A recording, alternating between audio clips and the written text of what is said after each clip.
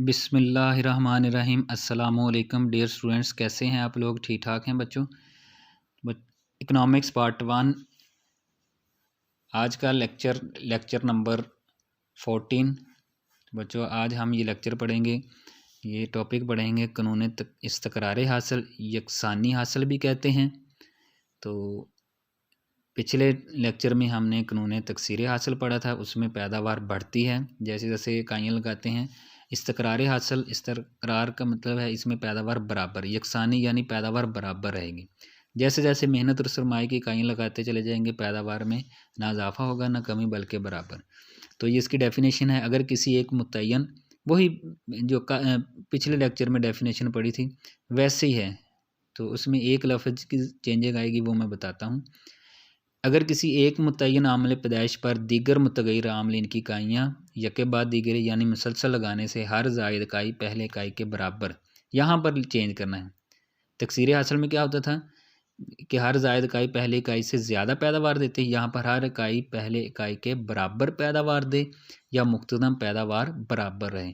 तो ये कानून इस्तक़रार हासिल के ताबे है। तो इसकी वजाहत जो है यहाँ पर कि इसकी वजाहत करनी है कि इसकी वजाहत ज़मीन मुतय्यन अमल है, जैसे पिछले लेक्चर में है कि नाज़म आजर यानी इसके पास किसी भी जो है वो इकाइयों में इनकी में कमी बेशी नहीं आती, लेकिन मेहनत सरमाए की मकदार तब्दील होती रहती है। तो हम गोशवारे की तरफ आते हैं। मेहनत और सरमाए की इकाइयाँ हैं कुल हासिल, मुख्ततम हासिल। उसी तरह मेहनत की एक इकाई लगाते हैं, मेहनत सरमाए की मुख्ततम हासिल 300 के बराबर है, ये पैदावार है। दूसरी इकाई लगाते हैं, पैदावार 300 के बराबर है। तीसरी भी लगाते हैं, पैदावार 300 के बराबर है। यानी जैसे जैसे मेहनत और सरमाए की इकाइयाँ लगाते चले जाएंगे, पैदावार बराबर रहेगी। तो इसे हम इस्तक़रार हासिल कहते हैं। इसकी एक्सप्लेनेशन करनी है आप लोगों ने, जैसे जैसे ये बना रहे हैं वैसे एक्सप्लेनेशन है। उसके बाद डायग्राम की तरफ आ जाएँ। डायग्राम में मेहनत सरमाए की इकाइयाँ एक्स महवर पर, उसी तरह मुख्ततम हासिल इधर हैं वाई महवर पर। तो पहली इकाई पर पैदावार देख लें 300 है, ये 100 का डिफरेंस ले लेना आप लोगों ने। तो पहली इकाई पर पैदावार 300, यहाँ पर निशान लग जाएगा। दूसरी इकाई पर देख लें पैदावार 300 है, ये दूसरी इकाई है, पैदावार 300 के बराबर है, यहाँ पर निशान लग जाए। तीसरी इकाई है, पैदावार 300 है, तीसरी पर भी 300। तो ये ख़त बनेगा, इनको हम जो है वो इन पॉइंट्स को मिला देंगे, ये आपके पास ख़त आ जाएगा, ख़त इस्तक़रार हासिल। ये इसका ये उफ़क़ी है, ठीक है, ये 0x के मतवाज़ी है, पैरेलल जा रहा है, उफ़क़ी है। जो तकसीर हासिल का था वो था मसबज का था उसका। तो इसके जो है वो आगे बच्चे इसकी एक्सप्लेनेशन उसी तरह करनी है। एक्सप्लेनेशन करने के बाद आप लोगों ने इसका जो है वो इतलाक़ लिखना है कि इसका इतलाक़ ज़्यादा तौर पर इन पर होता है, कुदरत और इंसानी मेहनत दोनों का बराबर अमल दखल हो जिसमें। तो जिस तरह ये जैसे जो है भेड़ें वगैरह हैं, ज़्यादा तौर पर इन पर होता है, क्योंकि अगर ऊन हासिल करने के लिए भेड़ों को पाला जाए, कुदरती आफ़ात का भी शिकार हो जाती है, यानी बीमारी आ जाती है, हमारे भी जाती हैं।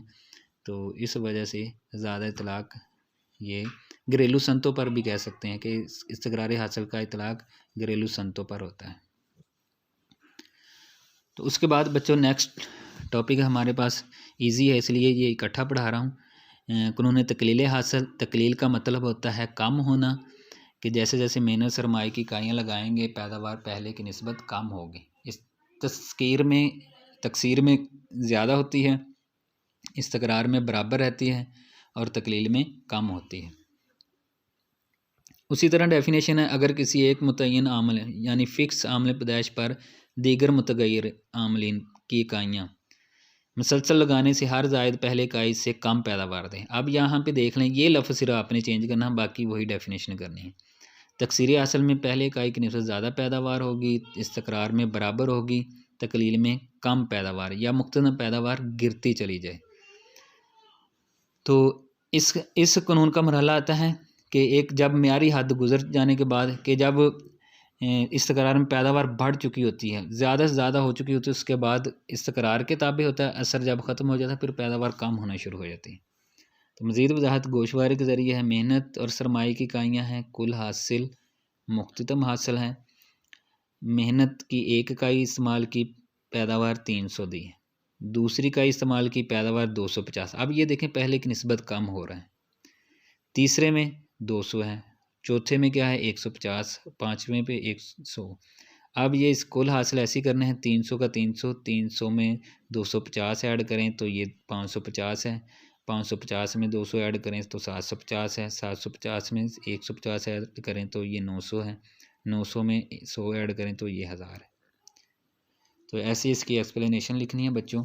उसके बाद इसका डायग्राम बनाना है। वैसी है मेहनत सरमाए की इकाइयाँ एक्स महवर पर, वाई महवर पर मुख्ततम हासिल है। मेहनत और सरमाए की इकाई जो है एक पर जो है मुख्ततम हासिल कितनी है 300। तो ये देखें यहाँ पर एक इकाई पर 300 है। डायग्राम गोशवारी की तरफ देखना, दूसरे पर जो है 250 है। जैसे जैसे इकाई बढ़ रही है पैदावार कम हो रही है, तो ये मनफी झुकाव इसका, क्योंकि जैसे जैसे इकाइयाँ लगाते हैं पैदावार कम होती चली जाती है, इसलिए मनफी झुकाव है। तो इसकी एक्सप्लेनेशन है। उसके बाद जो है ये मफरूज़ात हैं। वैसे के वैसे मफरूज़ात आप लोगों ने करने हैं, जो ही आप लोगों ने उधर तकसीर हासिल वाले लेक्चर में किया था उसी तरह। कानून ने इस कानून का इतलाक़ ज़्यादा तौर पर जो है ज़रई शोबे पर होता है। ये भी MCQs में आता है कि कानून तकलील हासिल का इतलाक़ किस शोबे पर होता है, ज़राअत के शोबे पर होता है। मसलन कुदरती आफ़ात आ जाती हैं, फसलों को नुकसान होता है, या पहले की निस्बत जो है जैसे जैसे इकाइयाँ लगाते हैं पैदावार कम होना शुरू हो जाती है। तो ये आप लोगों ने बच्चों यहाँ तक जो है वो कर लेना है, यहाँ तक इसका जो है इस पॉइंट तक कर लेना है। तो बच्चों जिस चैप्टर जिस भी टॉपिक की जिस भी लफ्ज़ की जिस भी पॉइंट की समझ नहीं आई तो लाजिम उससे पूछ लेना। ओके, अल्लाह हाफिज़। तो ये आपका कानून जो कवानीन हासिल हैं वो पूरा हुआ है। कवानीन हासिल भी कहते हैं, कवानीन पैदावार भी कहते हैं। ये 3 हैं। रिपीट कर रहा हूँ, तकसीर हासिल में पैदावार ज़्यादा होती है, इस्तक़रार में बराबर, तकलील में कम। ओके, अल्लाह हाफिज़।